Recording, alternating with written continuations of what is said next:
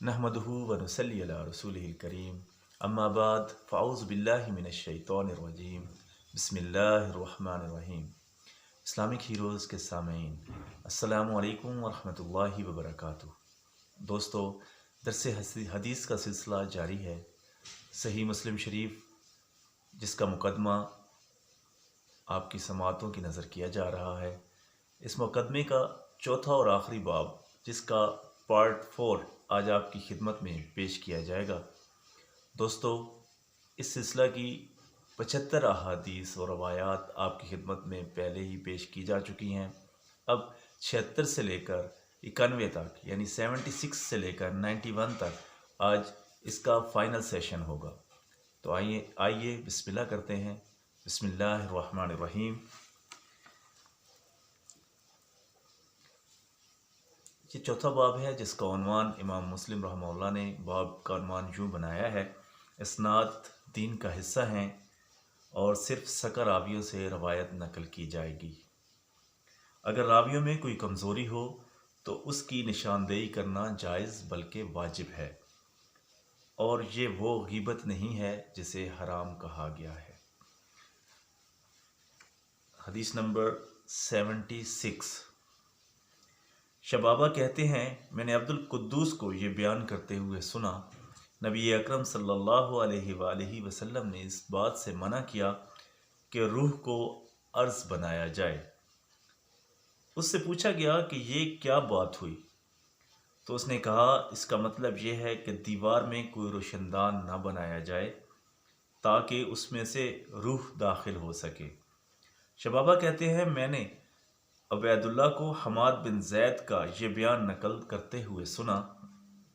उन्होंने एक शख्स से का जो कुछ दिन महदी बिन हिलाल का शागिर्द रहा था, ये कहा, ये नमकीन चश्मा क्या है जो तुम्हारी तरफ से निकला है?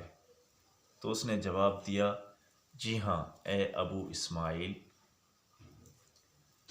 हदीस नंबर 77। अबू अवाना कहते हैं, हसन बसरी के हवाले से मुझ तक जो रवायत पहुंची है, मैं उसे लेकर अबान बिन अबू अय्याश के पास गया तो उन्होंने अपनी सनद के हमरा मुझे वो हदीस पढ़कर सुनाई। हदीस नंबर 78।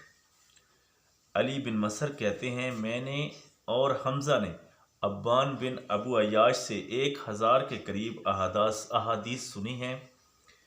एक मरतबा मेरी मुलाकात हमज़ा से हुई तो उन्होंने मुझे बताया, उन्होंने ख्वाब में नबी अकरम सल्लल्लाहु अलैहि वसल्लम की ज़ियारत की और आपकी खिदमत में अब्बान से सुनी हुई रवायात पेश की, तो आप सल्लल्लाहु अलैहि वसल्लम ने सिर्फ 5 या 6 रवायात की तस्दीक की। अबू इसहाक फजारी कहते हैं, बकिया की वो तमाम रवायात नोट कर लो। अबू इसहाक फजारी कहते हैं, बकिया की वो तमाम रवायात नोट कर लो जो उन्होंने गैर मारूफ रावियों के हवाले से नकल नहीं की हैं, और इस्माइल बिन अय्याश की कोई भी रवायत नोट ना करो, खा वो मारूफ रावियों के हवाले से हों या गैर मारूफ रावियों के हवाले से मनकूल हों। हदीस नंबर 80। अब्दुल्लाह बिन मुबारक रहमतुल्लाह कहते हैं, अगर बकिया नाम को कुनियत और कुनियत को नाम में तब्दील करने का आदी ना होता तो वो बहुत अच्छा रावी था। वो एक अरसे तक अबू सईद नामी रावी के हवाले से अहादीस रवायात करता रहा। जब हमने तहकीक की तो पता चला कि वो अब्दुल कुद्दूस हैं। हदीस नंबर 81। अब्दुल रज़्ज़ाक़ कहते हैं, मैंने इब्ने मुबारक को बाशगाफ अल्फाज में सिर्फ अब्दुल कुद्दूस को कज़्ज़ाब कहते हुए सुना है, इसके अलावा किसी और शख्स के बारे में नहीं सुना। हदीस नंबर 82। मुअल्ला ने बयान किया है, अबू वाइल कहते हैं, जंग सफ़ीन के मौका पर हज़रत अब्दुल्ला बिन मसऊद रज़ी अल्लाह अन्हु हमारे पास तशरीफ़ लाए, तो इस पर तबसरा करते हुए अबू नईम ने कहा, क्या वो इंतकाल कर जाने के बाद दोबारा जिंदा हुए थे?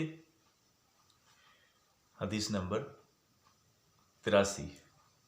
عفان کہتے ہیں ہم اسماعیل کے پاس موجود تھے، ایک شخص نے ایک اور راوی کے حوالے سے کوئی روایت بیان کی، تو میں نے کہا وہ راوی مستند نہیں ہے، تو وہ شخص بولا تم نے اس کی غیبت کی ہے، تو اسماعیل نے کہا اس نے اس کی غیبت نہیں کی بلکہ اس کا حکم بیان کیا ہے، وہ مستند نہیں ہے۔ حدیث نمبر 84۔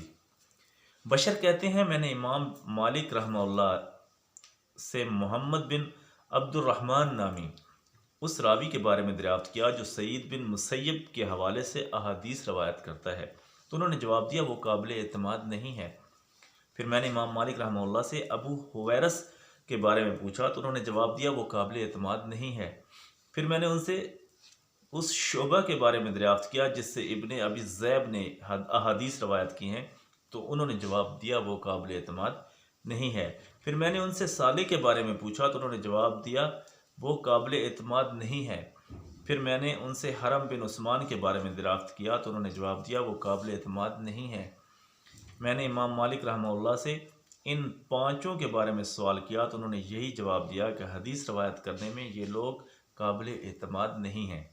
پھر میں نے ان سے ایک اور راوی کے بارے میں پوچھا جس کا نام اب میں بھول گیا ہوں، تو امام مالک رحمہ اللہ نے سوال کیا کیا تم نے اس کا نام میری کتابوں میں موجود دیکھا ہے؟ میں نے کہا نہیں، تو وہ بولے اگر وہ قابل اعتماد ہوتا تو تم اس کو میری کتاب میں موجود پاتے، یعنی میں ان سے روایت لیتا۔ حدیث نمبر 84۔ حجاج کہتے ہیں ابن ابی ذئب نے شرجیل بن سعد کے حوالے سے ہمیں احادیث سنائی ہیں لیکن ان پر جھوٹ بولنے کی تہمت لگائی گئی ہے۔ حدیث نمبر 86۔ عبد الرحمن بن مبارک کہتے ہیں پہلے میں اس بات کا قائل تھا کہ اگر مجھے اس بات کا اختیار دیا جائے کہ میں جنت میں داخل ہو جاؤں یا عبداللہ بن محرر سے ملاقات کر کے احادیث سن لوں تو میں اس سے ملاقات کو اختیار کرتا اور پھر جنت میں داخل ہوتا، لیکن جب میں نے اسے دیکھا تو اونٹ کی مینگنی مجھے اس سے زیادہ پسندیدہ معلوم ہوئی۔ حدیث نمبر 87۔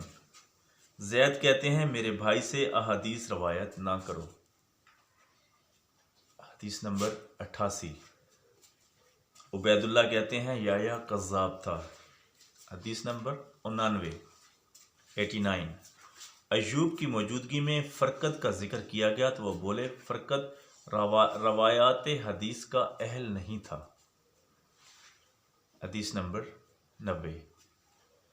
یحییٰ بن سعید کے سامنے عمر بن عبداللہ کا ذکر کیا گیا تو انہوں نے اسے انتہائی ضعیف قرار دیا۔ یحییٰ سے پوچھا گیا کیا وہ یعقوب سے زیادہ ضعیف ہے؟